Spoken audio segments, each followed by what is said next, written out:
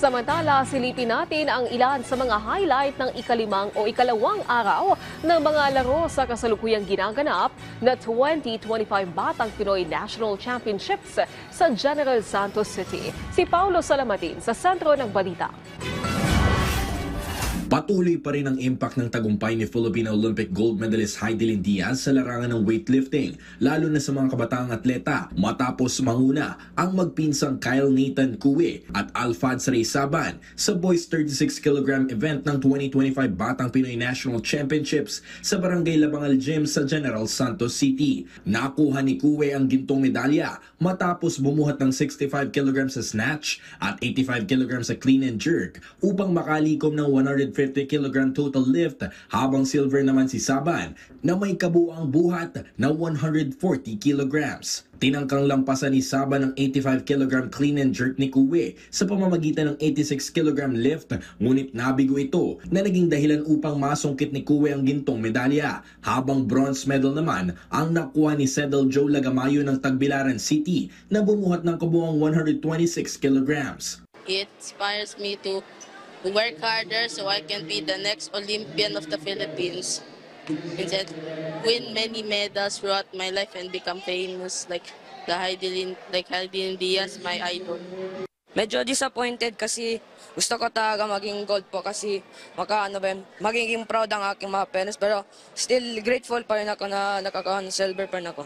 Isa rin sa mga nanaig sa kompetisyon ang 14-year-old Halahala National High School weightlifting standout at produkto ni Hidilyn mula Rizal na si Stephanie Mandigma na bumawi ngayong taon sa pagsungkit ng gintong medalya sa girls 40 kg division matapos ang kanyang bronze medal finish noong nakarang edisyon ng Batang Pinoy sa Palawan.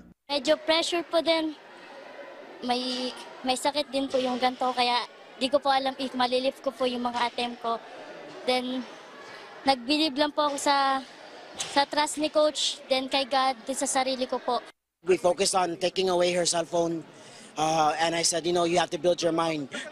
Kung puro cellphone ka na, hindi pwede build yung utak mo. Kasi before we left to Jensen, she's struggling sa training My mindset pa. Then I said, you need to lessen your phone.